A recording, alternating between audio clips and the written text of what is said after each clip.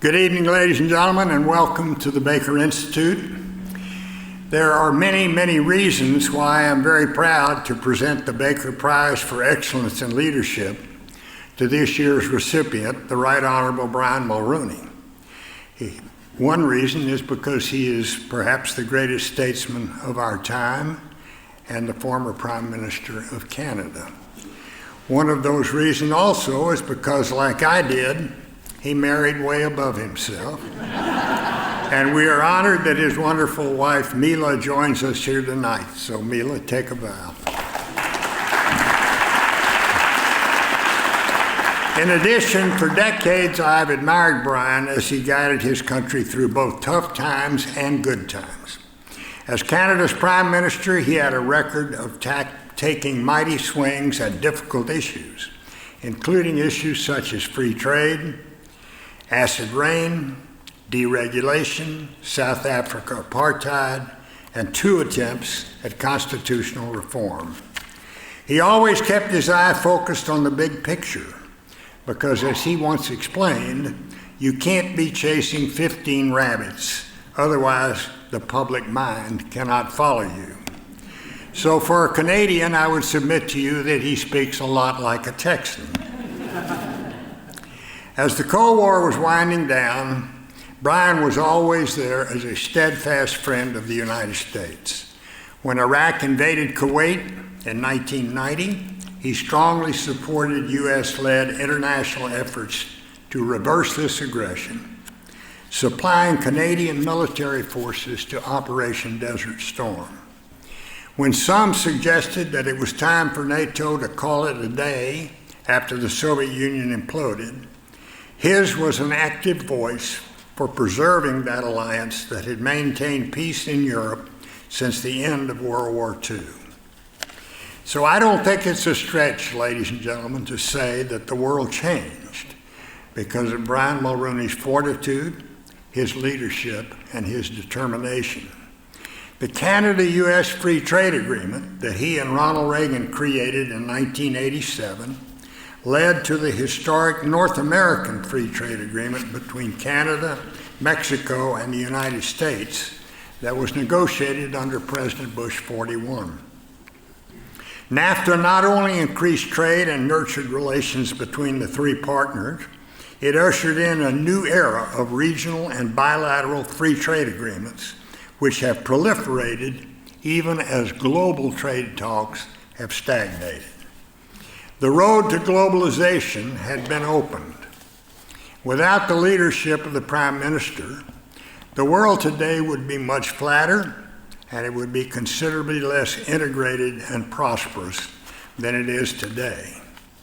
Although many of his constituents feared free trade with their southern neighbors, he pushed it through despite significant political risks that it presented to him.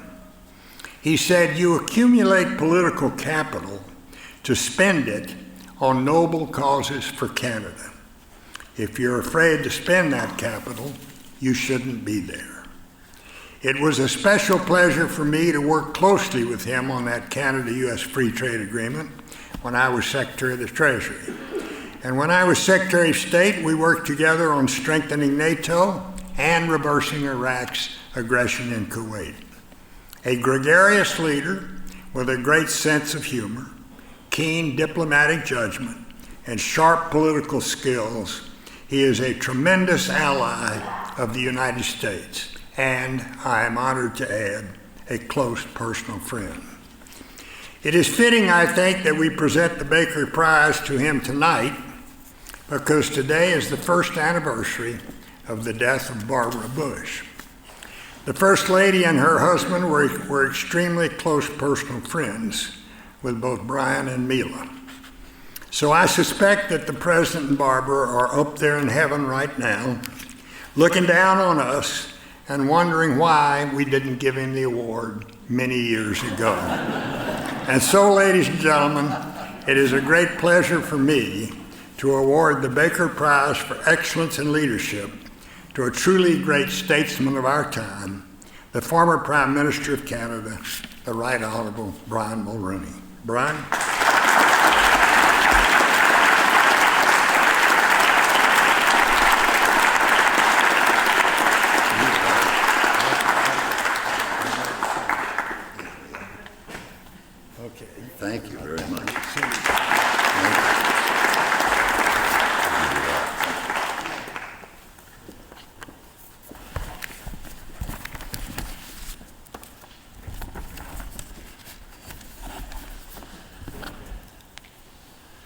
Mr. Secretary, Susan, and distinguished guests, including the daughter of an old friend of mine from Baie-Comeau, Quebec, Peter Dawson, who became an ophthalmologist here in Houston. His daughter is with us tonight, which makes it special for Mila and me.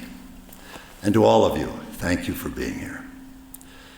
Well, I've been around so long that I can remember when Jim retired from politics. And he made his first trip to New York as a lawyer businessman. And he called me. I was still Prime Minister. He called me on something, and I said, well, Jim, how are you doing? Well, he said, PM, you know, I'm in New York. And you know you're out of politics when your limousine is yellow and your driver speaks Farsi.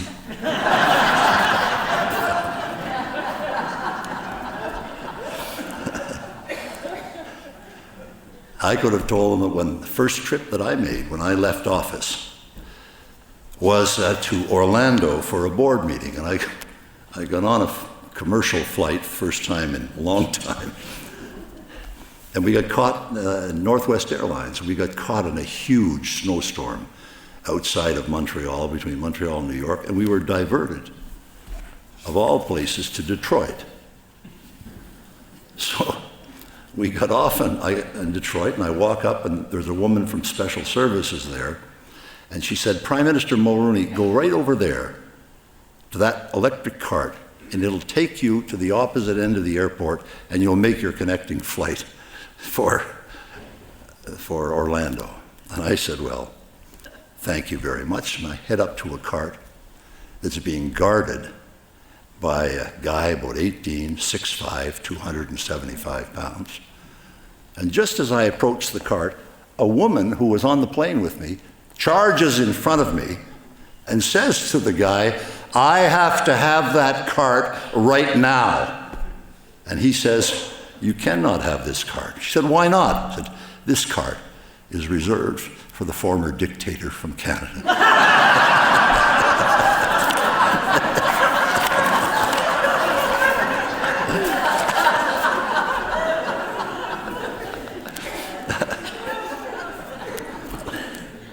Well, Jim will remember August '87 when we were at the G7 summit with President Reagan. And he was very, very morose. And that's because the Iran-Contra hearings were on television. You remember, Jim, he kept watching them on CNN. So he'd come to breakfast. We had breakfast every morning with Margaret Thatcher and me. And he'd come in. I said, Ron, I'd never seen him depressed in my life. I can't say he was, but he was morose, unhappy. So I said, Ron, you got to stop watching CNN. Watch Bonanza. Oh, he said, Brian, look, this stuff is going to hurt me, you know. This is not good. It's going to hurt me. So indeed, after the summit, he heads home. And it's a Sunday, a couple of weeks later. And I'm at the Prime Minister's, Neil and I are at the Prime Minister's summer residence at Harrington Lake. And the Sunday New York Times comes out with a big poll, black headlines. Reagan's popularity plummets to 59%. And right then I understood the difference between Canada and the United States. It's language. Because the word plummet clearly does not mean the same in Canada as it does in the United States. So Reagan is at Camp David, and I gave him a call, and I said, how are you doing, Ron? Oh, he said, I'm doing awful, Brian. He said, I suppose you've seen the poll in the Times. I said, Ron, I don't know how to break this to you, but on a good day, Margaret Thatcher, Helmut Kohl, and I combined don't have a 59% approval rating. But you know, we all, into this political stuff, we all do it for gratitude from the electors. They're always so thankful for everything we do. Never any protests. And a number of months after I resigned, and in Canada, as Jim knows, because he was there often, the Prime Minister's residence has two Royal Canadian Mounted Police guard houses outside to protect the Prime Minister and his family, apart from the usual complement of Secret Service for all of us. And so a number of months after I resigned, a guy from Red Deer, Alberta, walks up to one of these guardhouses and says to the uniformed RCMP officer, I'd like to see Prime Minister Mulroney. And the guard politely answers and says, well, Mr. Mulroney is no longer Prime Minister. He says, okay. He leaves. The next day, by God, the same guy comes back. And he says to the same guard, I'd like to see Prime Minister Mulroney. He said, well, Brian Mulroney's no longer Prime Minister. Okay, he comes back. And by God, the next day, the same guy comes up, says to the same officer, I'd like to see Brian Mulroney. The guard, by now, is a little annoyed. And he says, sir, I've told you, Brian Mulroney is no longer Prime Minister. Is there something about this you don't understand? The guy says, oh no, I understand it all right. I just enjoy hearing it.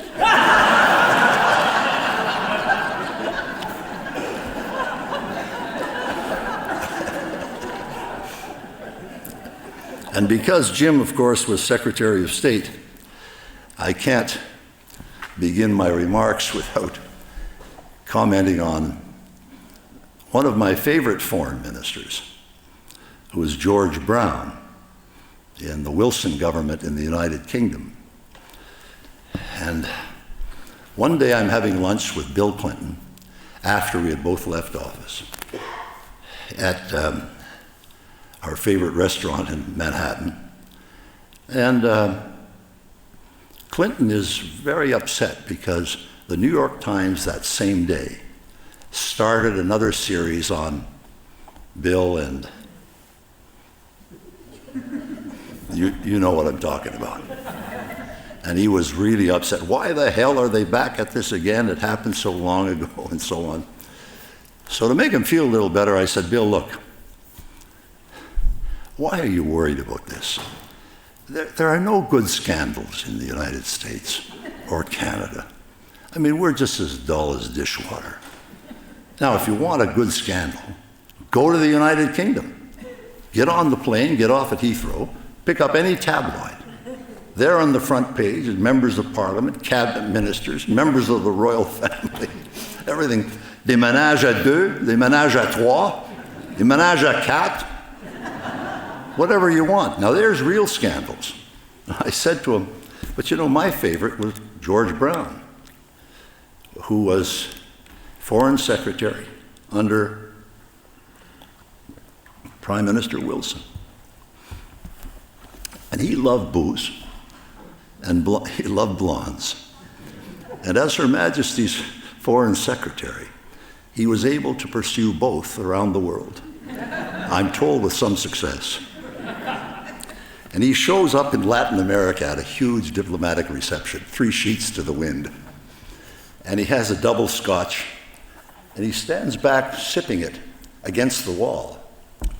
By this time, he's already pretty loaded. And as the band began to play, an intriguing figure in scarlet wafted by. And Brown saw this and staggered over and said, "Lovely lady in red, may I have the honor of this waltz?" And the answer was, "No, you may not. First of all, you're drunk, Secondly, this is not a waltz, it's the Peruvian national anthem. And thirdly, I'm not a lovely lady in red, I'm the Roman Catholic Archbishop of Lima, Peru.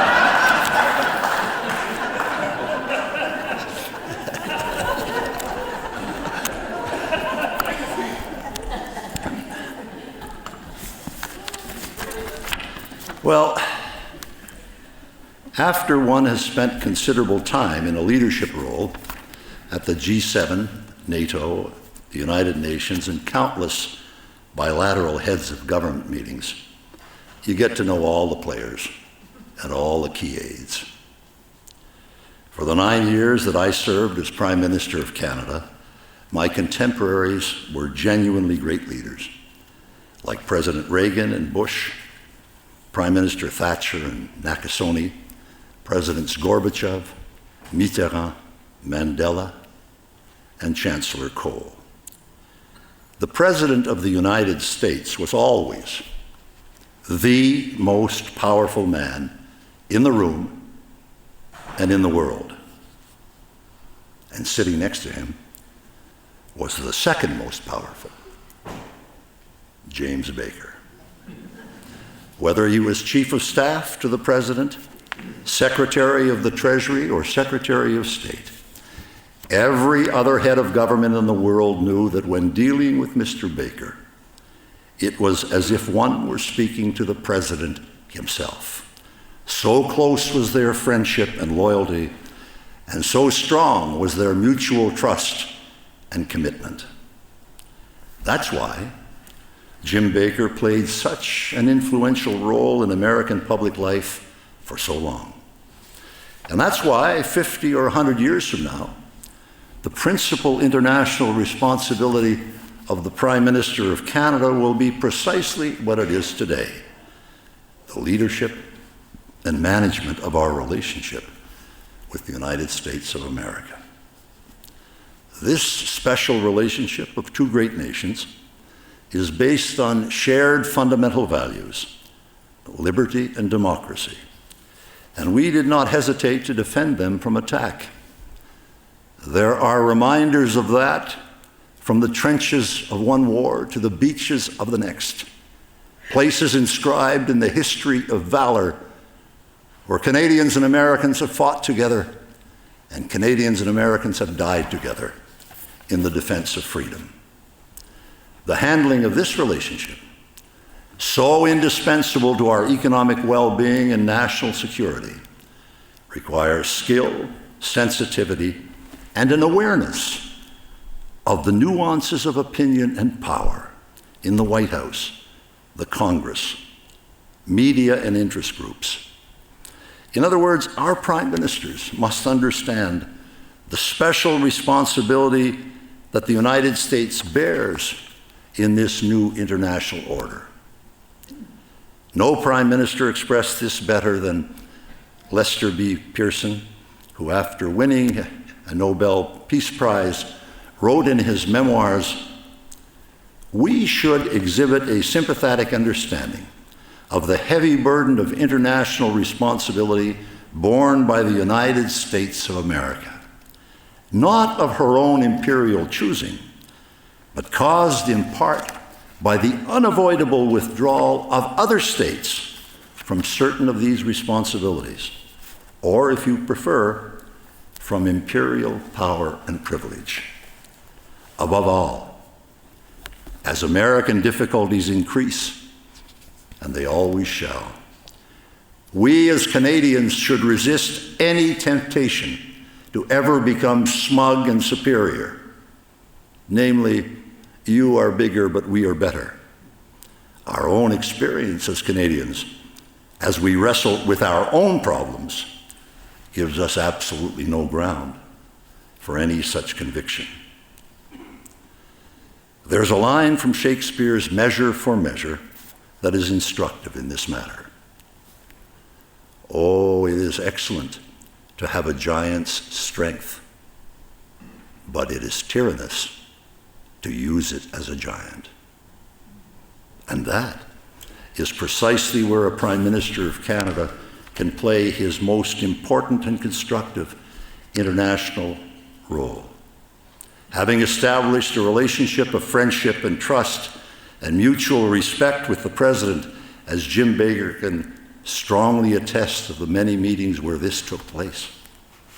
He is uniquely situated and qualified through ongoing private dialogue to influence decisions that ensure that America's enormous power is not used as a giant. My experience has been that when presidents and their key advisors listen carefully to Canadian prime ministers and others, there are beneficial impacts on policies, making them more thoughtful and more respectful of the sensitivities and needs of the international community and its multilateral institutions. If in the business world today, cash is king, then in the world of the Canada-US relationship, access is worth its weight in gold. It is a privilege that Canada should never squander or surrender because of the magnificent benefits it can bring to our country in the pursuit of our objectives and to the world in which the United States of America leads and in which Canada must continue to play a constructive and influential role. The impact of significant public policy decisions, and Jim Baker's career has been a litany of such decisions, is often unclear in the early years. It sometimes takes a considerable period, frequently decades, before the full consequences of an important initiative become apparent. As Reinhold Niebuhr reminded us, nothing worth doing is completed in our lifetime. Therefore, we must be saved by hope. And nothing fine or beautiful or good makes complete sense in any immediate context of history. Therefore, we must be saved by faith. It is in this perspective that great and controversial questions of public policy must be considered. Time is the ally of leaders who place the defense of principle ahead of the pursuit of popularity. And history has little time for the marginal roles played by the carpers and complainers, and less for their opinions. History tends to focus on the builders, the deciders, the leaders in education, healthcare, science, business, the arts, as well as politics and government, because they are the men and women whose contributions have shaped the destiny of their nations. Like other privileged nations, the United States is often extremely resistant to change. Deep and important structural changes are indispensable, however, to maintain a growing economy and ensure the flourishing of peace and liberty, and they can only be brought about by a firm expression of political will. But leaders must have vision, and they must find the courage to fight for the policies that will give that vision life. As it was remarked in the Old Testament, young men have visions, and old men dream dreams. And great nations like the United States require a combination of both. Leaders must govern, not for easy headlines in 10 days, but for a better America in 10 years. And they must be ready to endure the attacks that often accompany profound or controversial change, while they await the distant and compelling sounds of a verdict that only history and a more reflective nation can render in the fullness of time. In March of 1985, President Reagan and I agreed to consider the negotiation of a comprehensive free trade agreement between our two countries. Growing protectionism in Congress then was leading to growing estrangement in Canada vis-à-vis the United States. The situation was not an encouraging one at all. After a highly successful subsequent state visit to Canada, President Reagan reported to the American people in his weekend radio address. Remember those? When he spoke to America on the weekends. Quote, "We also discussed our current efforts to tear down barriers to commerce and establish free trade between our peoples and countries.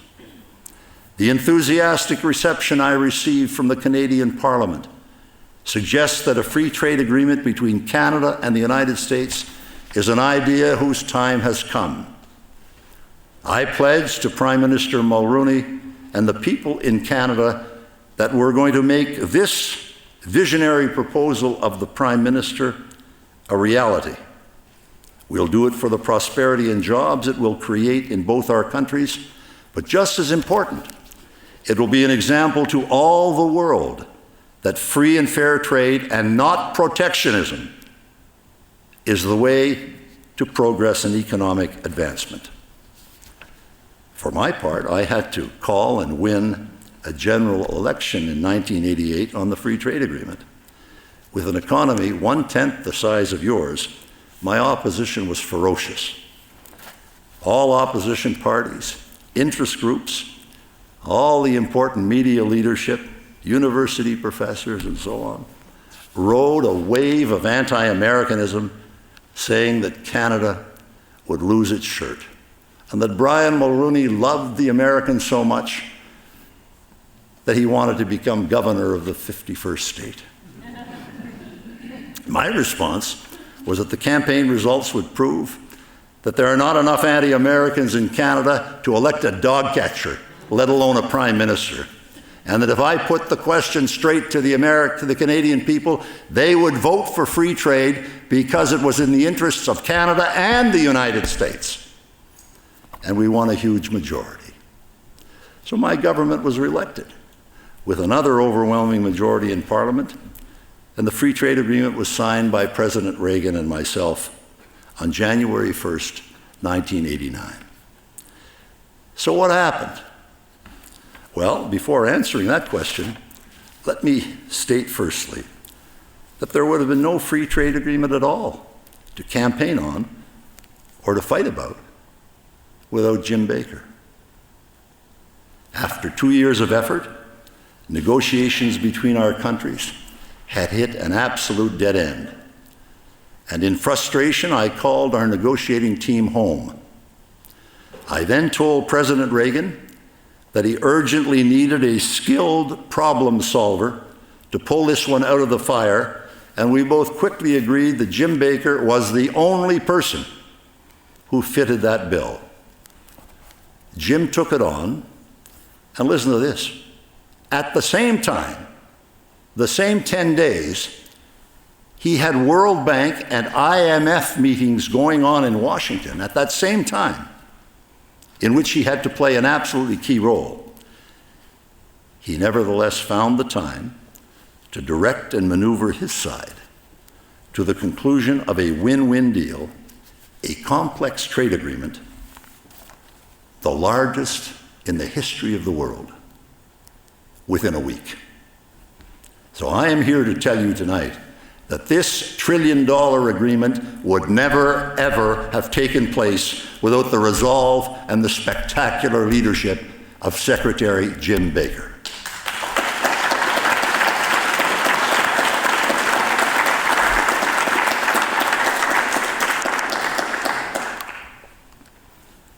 The result? Well, trade in goods and services between our two countries exploded by 300%. Millions of new jobs were created in both countries, and the relationship grew to be the largest such bilateral arrangement between any two nations in world history.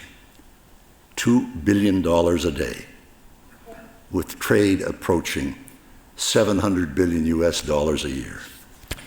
Canada became the market of choice for U.S. producers, purchasing more American goods and services. Listen to this. Canada purchased more goods and services than China, Japan, and the United Kingdom combined. At one point, several years ago, there was more two-way trade across the Ambassador Bridge from Windsor, Ontario to Detroit, Michigan, more trade than America did with the nation of Japan. And all the while, our trade was in rough balance. In fact, last year, the United States, in spite of what you heard from Washington, the United States had a favorable trade balance of almost $8 billion with Canada. Moreover, Canada and the United States have developed one of the world's largest investment relationships, totaling over $840 billion. This was powerful confirmation of the prediction of Sir Winston Churchill in a major speech 80 years ago, who described the Canada-US relationship in all of its glory in the following golden words: "That long frontier from the Atlantic to the Pacific Oceans, guarded only by neighborly respect and honorable obligations, is an example to every country and a pattern for the future of the world." When President George Herbert Walker Bush came in, truly a great president, the question of extending the agreement to Mexico surfaced, and there was strong opposition in the USTR to including Canada in the initiative. As a direct result of Secretary Baker's intervention, President Bush decided it should be a trilateral agreement, and that is how NAFTA was born. In the Oval Office that day, with George Bush, Jim Baker, and your humble servant sitting there. That's how NAFTA was born. The foundational document remained the Canada-US Free Trade Agreement with essential changes to accommodate the specific nature of the Mexican economy and the political climate at the time. It was also unique for another reason. It marked the first time in world history that a trade agreement would exist between two powerful industrialized nations, the United States and Canada, both G7 countries, and a developing country, Mexico. So what's happened since?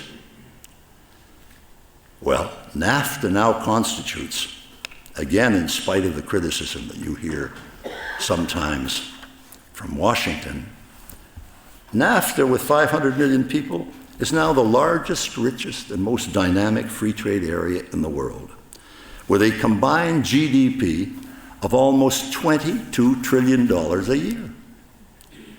With less than 7% of the world's population, NAFTA partners last year represented 28% of the world's GDP.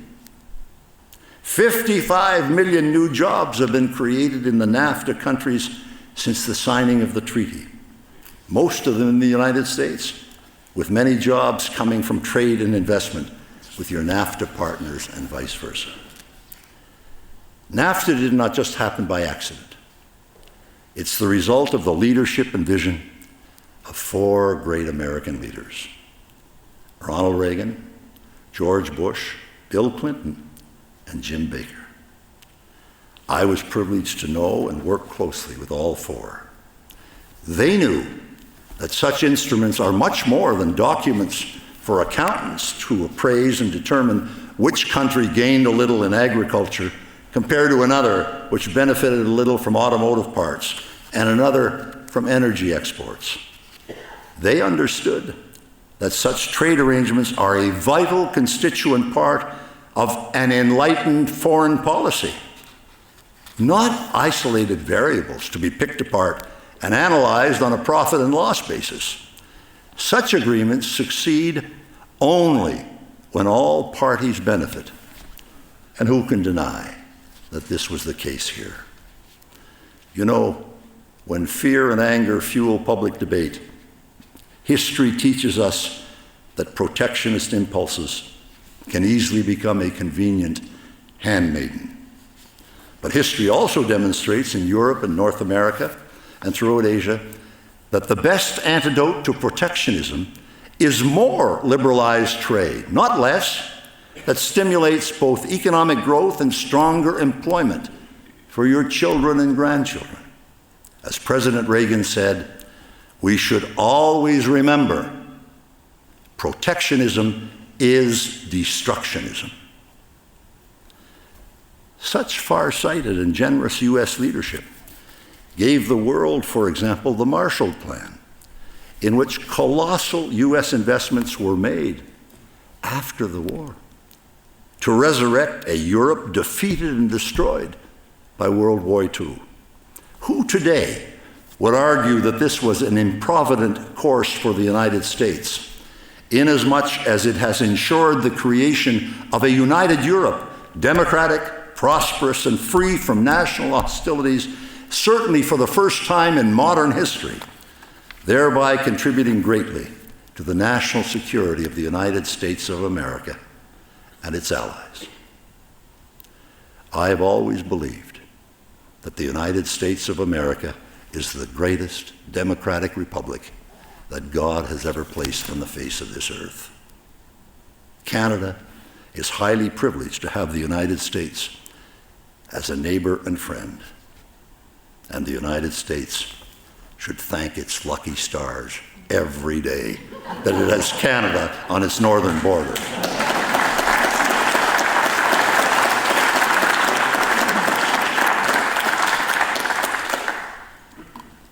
And why?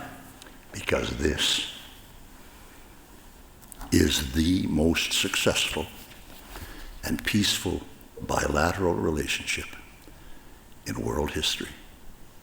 There's never been a situation, ever, as successful as that between America and Canada. And it's one that must be cherished and enhanced by our leadership in a manner that is thoughtful, understanding, and wise. Jim Baker did precisely that for the 12 years he held vital leadership roles in the government of the United States of America. When Jim Baker took over the most important portfolio in the U.S. government, that of Secretary of State, the world was filled with complex and explosive challenges to come. The implosion of the USSR was handled by President Bush and Secretary Baker with enormous sensitivity and skill. The collapse of the Warsaw Pact and the reunification of Germany within NATO were successful only because of that same strong American leadership. Much has been written about the first Gulf War. Simply put, the coalition of 29 disparate nations assembled under the aegis of the United Nations, including for the first time many influential Arab countries.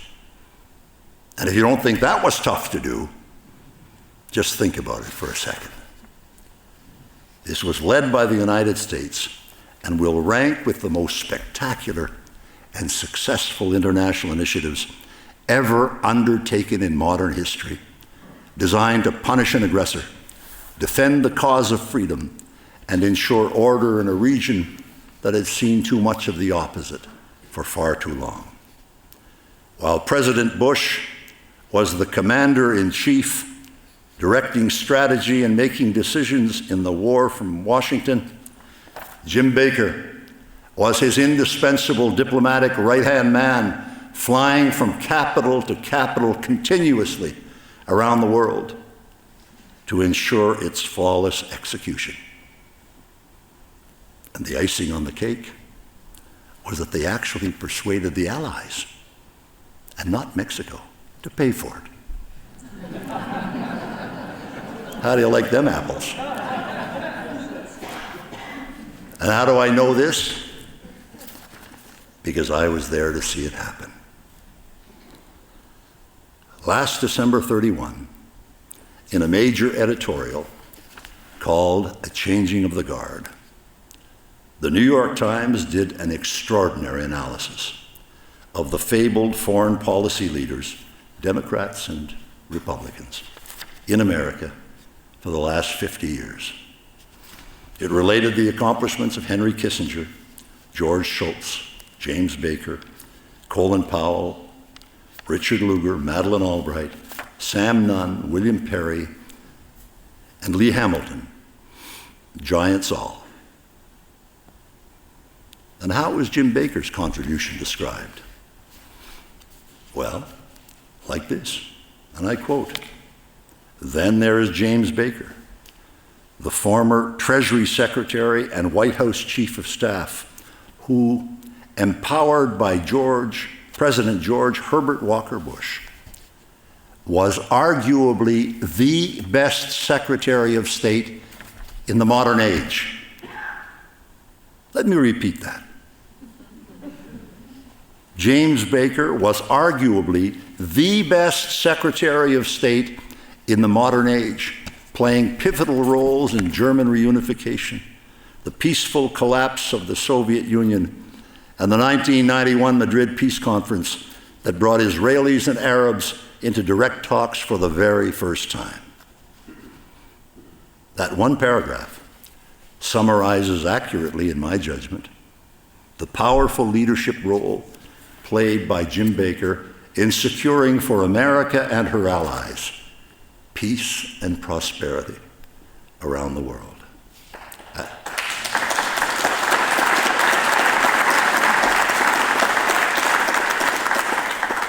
As President Reagan said in his farewell address to the American people, not bad, not bad.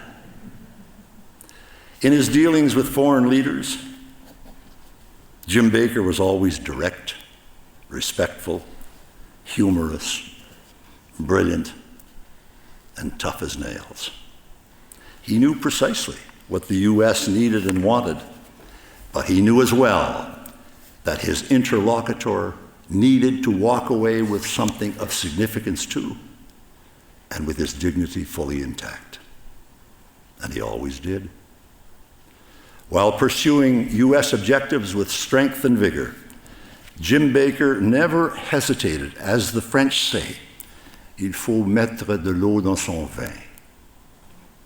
He never hesitated to put water in his wine in order to soften the impact on or to strengthen the allies with whom he was working.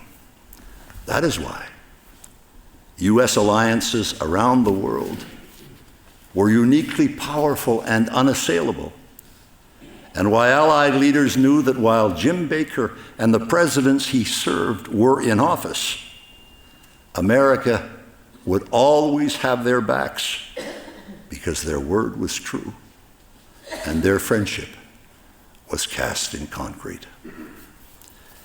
It is therefore, ladies and gentlemen, with great pride and gratitude that I accept tonight the James A. Baker III Prize for Excellence in Leadership.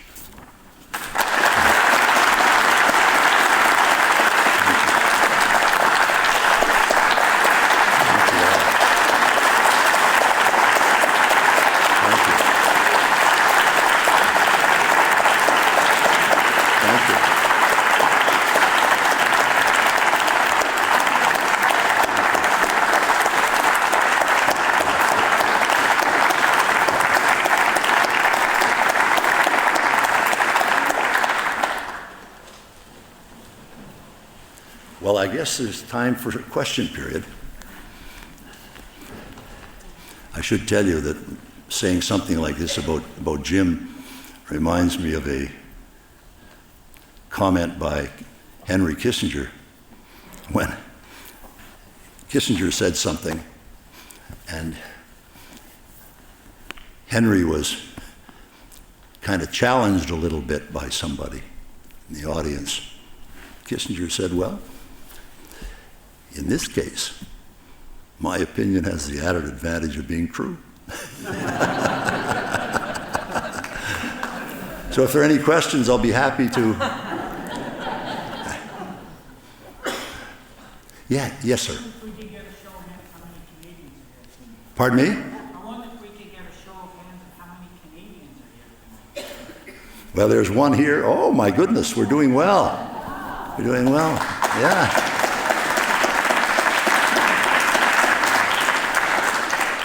Time for a comeback. Jim and I talked about it earlier, but I do have to tell you a real story that occurred. I'm at home with Mila when one of my successors is there. And it's a Saturday, and we're watching on TV. only my well-developed sense of Christian charity prevents me from mentioning his name. But he's being interviewed in the Middle East, and they said, well, Prime Minister, what's Canada's position with regard to the Israeli-Palestinian crisis? And he said, don't ask me. I don't even know if I'm in North, South, East, or West Jerusalem. So I said to Mila, who's sitting there, I said, Mila, this guy's so damn bad. I'm going to get myself re-elected leader of the Conservative Party and become Prime Minister again. And there was total silence. So I said to Mila, did you hear what I said, honey? She said, yes, I did. I said, well, what do you think? She said, I think it's a wonderful idea. And I know your new wife is really going to love the experience. Please go ahead, sir. Hi, name's Bernard Salgardo, and first of all, congratulations on winning the prize, the James Baker Prize for excellence in leadership. My question is quite simple.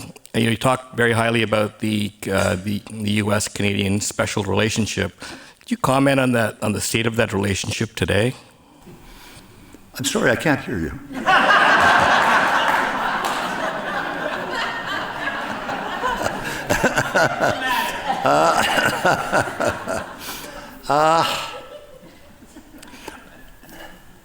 Diminished, I would say. It's still, we have so much going on together that institutionally it takes over and good things continue to happen, with the Senate and the House and so on. But some of the things I described, what I lived through with Presidents Reagan and Bush and Clinton and Jim, that's not happening anymore that I can see or hear of.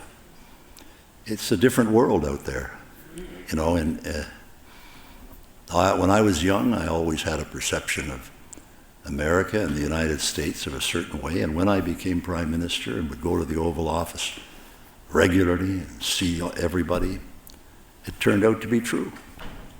These were people who grew in the office and brought enormous pride to America and the manner in which they acted and handled themselves. And, well, I won't go any further, but you get the drift. Yes, sir. Congratulations and thank you for being here in Houston. My name is Andrew Barrett. I'd like to ask you about natural resources in Canada specifically, which, like the United States, is blessed with an abundant source of natural resources. Climate change is on the front page news every day. There's large environmental movements on the march. Carbon fuels seem to be out of vogue. How should Canada specifically balance these issues going forward? It's a big industry, and yet there are costs of seemingly of carbon fuels. How should your country balance these issues going forward? Well, we did establish one of the principles in the Canada-U.S.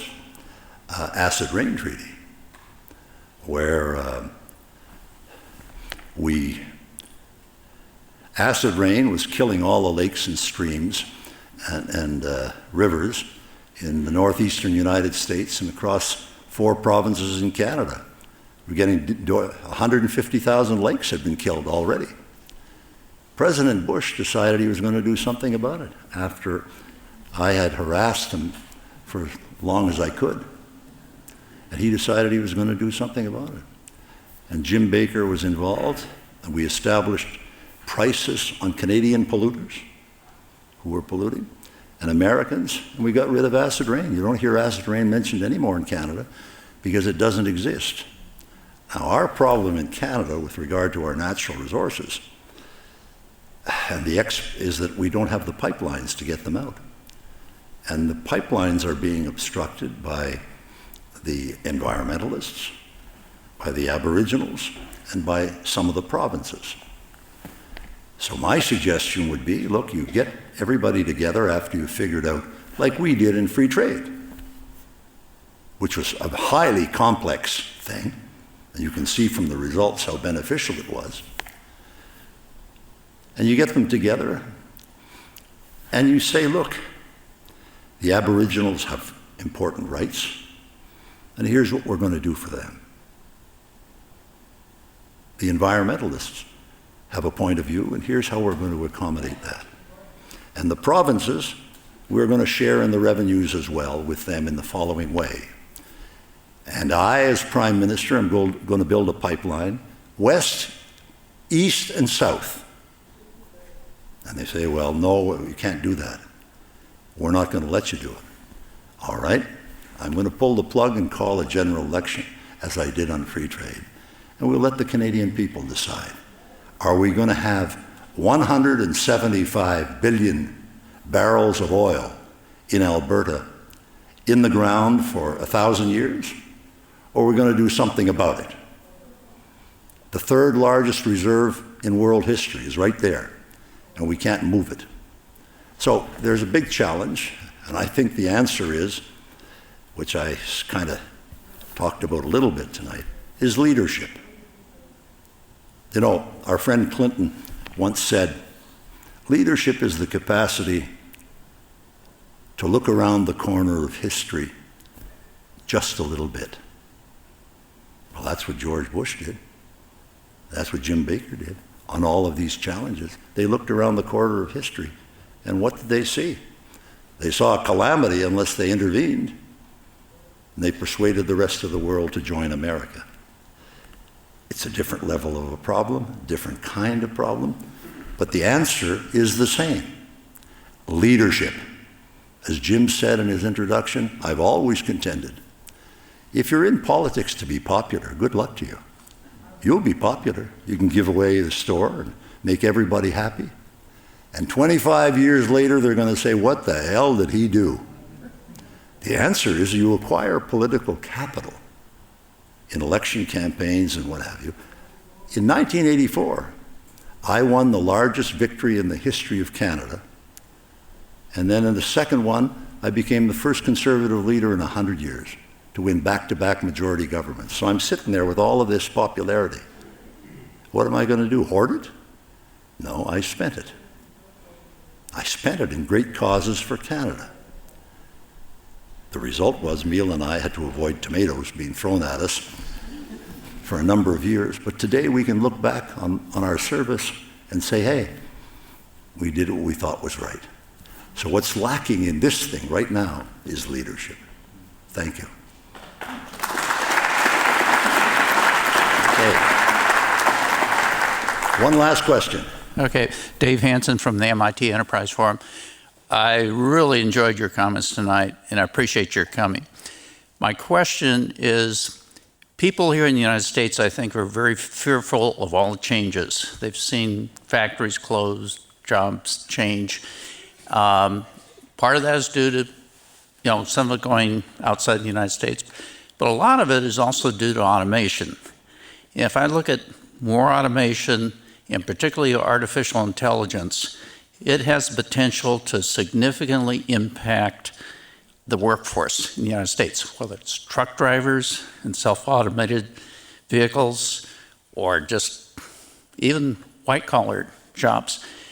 How do you see this playing out, not only in the United States, but also in Canada and the world? Just as you've described it. We can't, you heard comments 2 years ago in the campaign that NAFTA was the worst thing ever done. And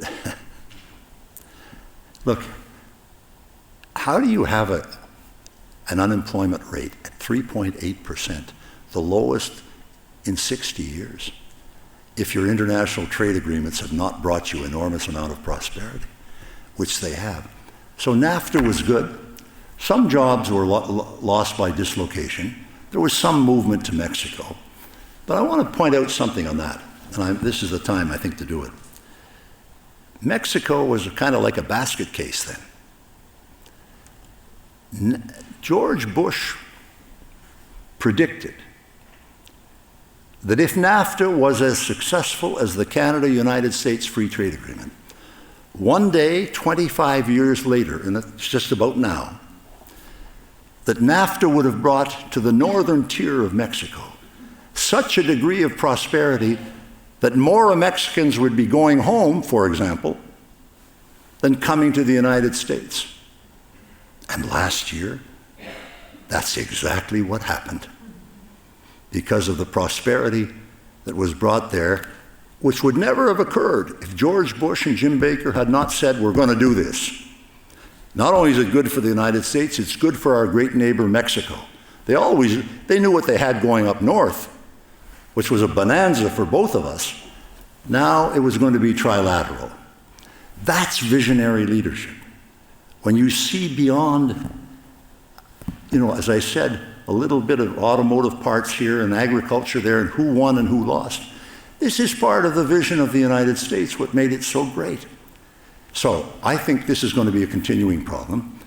Jim and I have a mutual friend, Steve Schwartzman, who's the founder of Blackstone. The other day, Schwartzman, out of his own pocket, donated $350 million to MIT for artificial intelligence, to place the United States in a winning position on this issue 10, 15, 25 years from now. $350 million from one guy.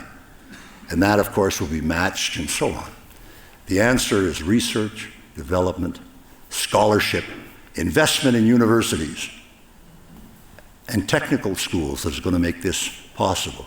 The jobs will be lost. Some jobs will be lost. But imagine the ones that are going to be created. Look at Amazon that didn't exist 20 years ago, and all of a sudden, look what's happened. So I think it's look, we can't go back. We just can't. Although I have to tell you one thing. When I mentioned MIT, I'll end on this. Winston Churchill is going to be given by Dwight Eisenhower the Medal of Freedom. But he's old and he's tired, and he can't travel all the way, so they agree to meet in Bermuda. And there was a senator from Georgia, the senior senator from Georgia, who was the biggest fan that Churchill had in the English-speaking world. So Eisenhower called him up and said, Charlie, you're getting on Air Force One with the rest of us. We're going to Bermuda, and we're going to honor Churchill. But you've got 3 minutes. He was known as the most verbose. He once spoke for 23 hours in the Senate. You got 3 minutes. Oh, don't you worry, Mr. President. That's exactly, what I'm going to do. So they get down there. Eisenhower gives him the medal, but Charlie has to give him the presentation first. And he gets up and he says, Mr. Prime Minister, you're the greatest Prime Minister anybody ever knew. That was, of course, before my time. And said, before I talk about the formal introduction, I want to say a word about my alma mater, Yale University. He said, Y stands for youth, and went on for 10 minutes. A stands for ambition. Same thing, 9 minutes. L stands for learning. Same bloody thing. E stands for excellence. He got it. Eisenhower was ready to kill him. He finally sits down after this 43-minute introduction about Yale. Churchill gets up. He's almost 90 at the time. And he says, Senator, thank you for that wonderful introduction. And I'm delighted to learn as much as I did tonight about Yale. And all I can say on my own behalf and on behalf of everybody here, it's a damn good thing that you didn't graduate from the Massachusetts Institute of Technology.